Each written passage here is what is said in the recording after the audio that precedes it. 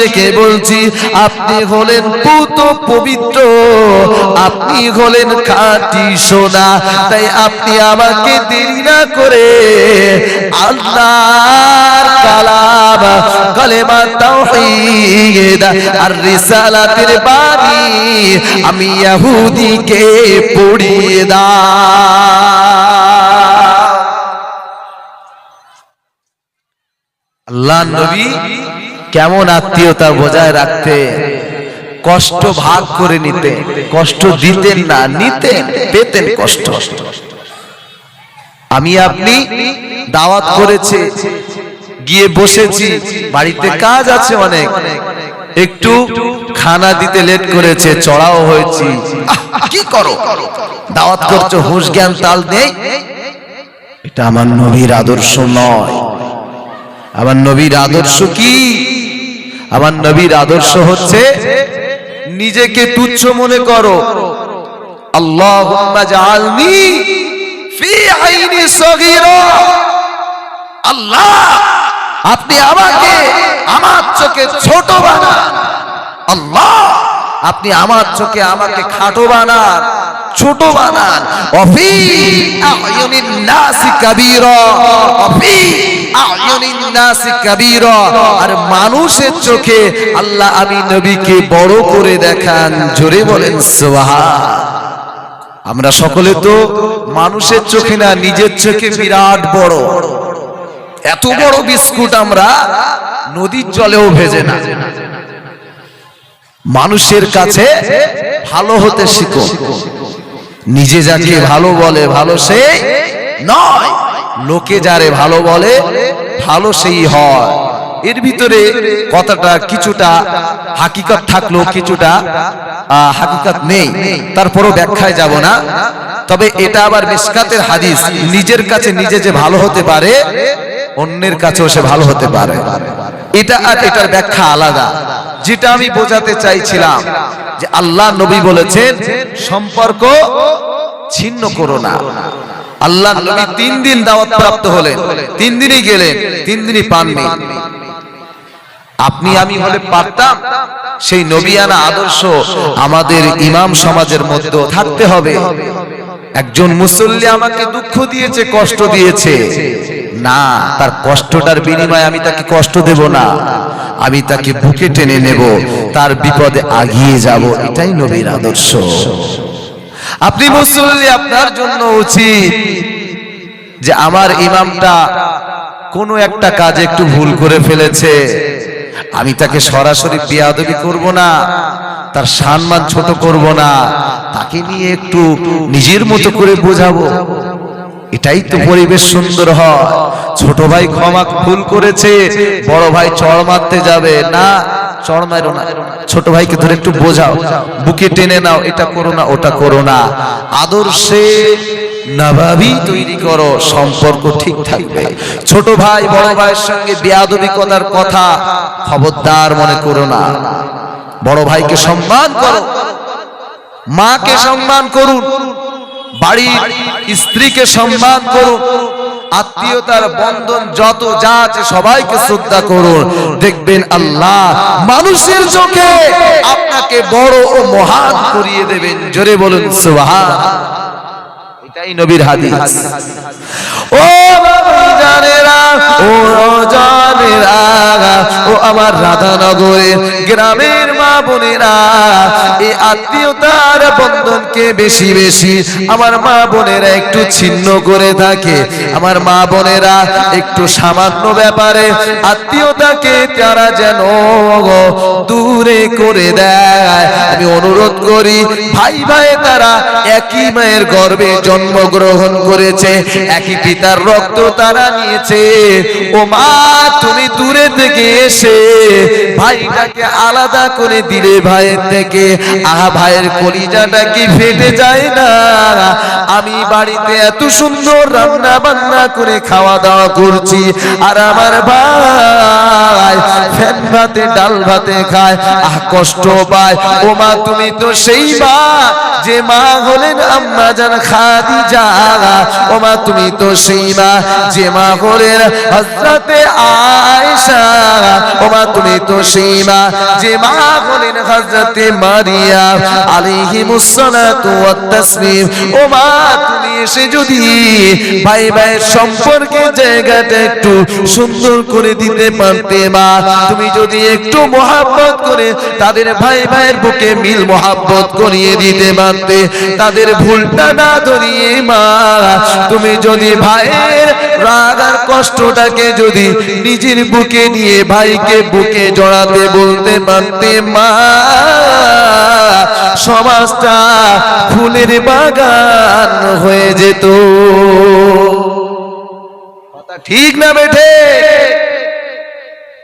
এই জলসার দিনে আমি অনুরোধ করব আমার গ্রামের মা বোনেদেরকে, আমার ভাই বাবাজিদেরকে, একেবারে শরিয়াতের একেবারে যারা হারামের মধ্যে ঢুকে পড়েছে, সম্পর্ক তাদের সঙ্গে সাময়িক বন্ধ থাক, সমস্যা নেই, কিন্তু যারা শরিয়াতের ভিতরে আছে, এখনো কাফের হয়ে যায়নি, মুশরিক হয়ে যায়নি, জঘন্য মুনাফিক হয়ে যায়নি, সম্পর্কটা বজায় রাখে। খুব বেশি চলতে না পারলে অল্প চলে, সম্পর্ক ছিন্ন করেননি মা। পছন্দ হয় না আপনার, ছায়া ডিঙাবো না, এমনটা নবীর আদর্শ নয়। ও ভাইজানেরা, ও নওজওয়ানেরা, আমার নবী হলেন এমন একজন আদর্শ নেতা, আমার নবী হলেন এমন একজন সুন্দর লিডার, আমার নবী হলেন এমন একজন সুন্দর সম্পর্ক স্থাপনকারী। আমার নবী জানাতে লাগলেন, ও আমার উম্মত উম্মতিরা, তোমাদের মধ্যে কেউ যদি সুন্দর সম্পর্ক বজায় রেখে পাড়া প্রতিবেশী আত্মীয় স্বজনের কাছে ভালো হতে পারে এবং শেষ নিঃশ্বাস ত্যাগের সময় যদি তোমার পরিবার তোমাকে যদি বলে মানুষটা আমাদের জন্য ভালো ছিল, মানুষটা থেকে আমরা কষ্ট পাইনি, কি বেটা ছেলে, কি মেয়ে ছেলে, কি বাচ্চা, কি বৃদ্ধ, আমার বাবাজিরা, যে মানুষটা পরিবার থেকে চলে যাওয়ার ফলে তার বিগত দিনের কষ্টের কথা মনে করে কষ্ট পায় যে ব্যক্তিগুলো, এদের কথা বলছি না, কিন্তু বলছি তাদের কথা যাদের বিদায়তে আল্লাহ পাক রব্বুল আলামিনের হুকুম অনুযায়ী পরিবারগুলো যদি তারা ব্যতীত হয় এবং তাদের ভালো ব্যবহারের তারিফ করে, আল্লাহ নবী জানাতে লাগলেন ওই ব্যক্তিটাই হলো জান্নাতি। আরো জোরে বলুন সুবহানাল্লাহ, নারে তাকবীর। এটাই নবীর আদর্শ। স্বামী যদি মারা যায়, স্বামী যদি ইন্তেকাল হয়ে যায়, স্ত্রী যদি বলে আমার স্বামী আহারে আমাকে কষ্ট দেয় না, আমার স্বামী আমাকে ব্যথা দেয় নাই, দুঃখ দেন নাই, অন্যরা আমার স্বামীর কান ভারী করেছে আমার ব্যাপারে, কিন্তু আমার স্বামী অত্যন্ত দক্ষতার সঙ্গে আমি স্ত্রীকে বিশ্বাস আর ভালোবাসার জায়গায় রেখে তার সুশাসন, তার সুব্যবহার আমার সঙ্গে রেখেছে। আজকে আমার স্বামীটা পৃথিবীর জমিন থেকে চলে যাচ্ছে, আল্লাহ তোমার দরবারে দু হাত খানা পেতে বলছি মাবুদ আমার স্বামীটা ভালো ছিল। আল্লাহ নবীর হাদিস বলছি বাবাজি, আল্লাহ নবী বললেন ওই স্বামীটা দুনিয়াতেই জান্নাতি। নারে তাকবীর। অনেক ইবাদতের প্রয়োজন নাই, আহসানু আমালা, সুন্দর কিছু ইবাদত, উত্তম কিছু ইবাদতের প্রয়োজন আছে। অনুরূপ ভাবে কোন স্ত্রী যদি মারা যায়, কোন স্ত্রী যদি ইন্তেকাল হয়ে যায়, আমার বাবাজিরা ভাইজানেরা, রাধানগর গ্রামের মানুষেরা স্ত্রীটাকে লক্ষ্য করে স্বামী যদি বলে আহারে আমার জীবন সঙ্গিনী আমার থেকে চলে যাচ্ছে, আহারে তার ব্যবহার কতই না সুন্দর ছিল, আহারে তার ভালোবাসা কতই না মধুর ছিল, তার ভালোবাসা কতই না ভালো ছিল, আহারে আমার স্ত্রীটা চলে যাওয়ায় নিজেকে যেন একটা ভালো মানুষ থেকে আলাদা মনে করছি। এমন কথাবার্তা যদি স্ত্রী সম্পর্কে স্বামী বলতে থাকে, স্বামী যদি বলে স্ত্রী আমাকে ত্রুটিতে রাখে না, আমার সেবা যত্ন, আমার সম্মান, আমার সর্বাধিক খেয়াল রেখে আমার সঙ্গে সুব্যবহার রেখেছিল, আল্লাহ নবীর হাদিস বলছি বাবাজি, ওই স্ত্রীটা দুনিয়াতে জান্নাতি। জোরে বলুন, আরো জোরে বলুন সুবহানাল্লাহ। এমন মানুষ আমরা আছি, বলে বেড়াচ্ছি তুই মরতে পারিস নে, কবে যে মরবি তুই। উচিত না এমন কথা বলা। নবীর আখলাক আদর্শের দাবিদার যারা, এই কথা তারা বলতে পারে না। নবীকে যারা ভালোবাসে, নবীকে যারা প্যার করে, তারা কখনো সম্পর্ক স্থাপন থেকে তারা সম্পর্ক ছিন্ন করতে পারে না। নবীর আদর্শের দাবিদার যারা, তারা কখনো মানুষের মনে ব্যথা দিতে পারে না। নবীর আদর্শের দাবিদার যারা, নবীর হুকুমের পরোয়া তারা করে, তারা কিন্তু শয়তান ইবলিসের কথা শোনে না। নবীর আদর্শের দাবিদার হলে আল্লাহ পাক কিন্তু আমাদের সকলকে আমার নবীর আদর্শের কারণে কিয়ামতে ময়দানে তিনি জান্নাতি করবেন। জোরে বলেন সুবহানাল্লাহ। নবীর আদর্শ এত সুন্দর ছিল, নবীর আদর্শ দেখে মুগ্ধ হয়ে যেত কাফের বেঈমানেরা। এত সুন্দর আদর্শ আখলাক আমার নবীর ছিল। তাই তো কবি বলছেন, তোমারি পরশ লেগে ত্রিভুবন উজালা, তোমাকে রাসূল করে পাঠাইলেন আল্লাহ, এতিম হয়ে জন্ম নিলেন মায়ামিনার ঘরে, জীর্ণ কুঠির মায়ামিনার দিল আলো ভরে, তিনি তো খোদার হাবিব নবী কামলিওয়ালা, তোমাকে রাসূল করে পাঠাইলেন আল্লাহ, তোমারি পরশ লেগে ত্রিভুবন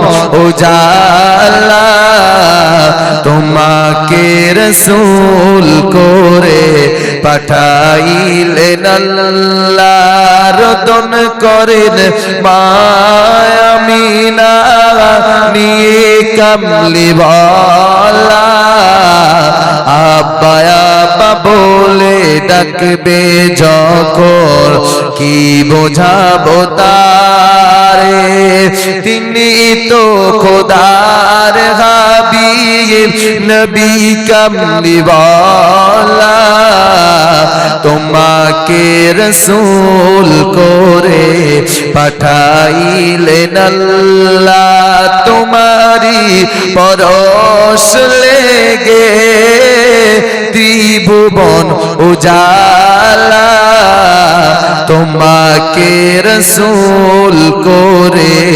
পাঠাইলেন আল্লাহ। নারে তাকবীর, নারে তাকবীর, নারে তাকবীর। নবীর আদর্শ এমন ছিলেন, নবীর পরশ লেগে দুনিয়া ধন্য হয়ে যাচ্ছে আলহামদুলিল্লাহ। সেই নবীর আদর্শের দাবিদার আমরা উম্মতে মুহাম্মাদি, আমাদেরকেও নবীর জীবন আখলাক ফলো করে চলার তৌফিক মহান আল্লাহ দান করেন। সবাই বলুন আল্লাহুম্মা আমিন। জোরে বলুন আল্লাহুম্মা আমিন। ওয়া আখির দাওয়ানা আনিল হামদুলিল্লাহি রাব্বিল আলামিন। সকলকে অনুরোধ করছি, এখনই আজান হবে ইনশাআল্লাহ। আজানের পরপরই 7:30 10 মিনিটের ভিতরে ইনশাআল্লাহ নামাজ হবে। 7:30 জামাত আরম্ভ হবে। উক্ত জামাতে সবাই আমরা হাজিরি দেব ইনশাআল্লাহ।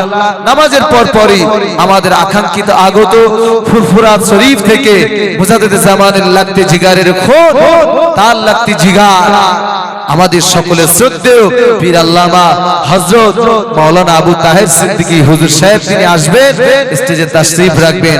সকলে নামাজের পরপর স্টেজে এসে বসে যাবেন। ওযু বানিয়ে মসজিদের দিকে চলো। মাইকটা বন্ধ রেখে দাও।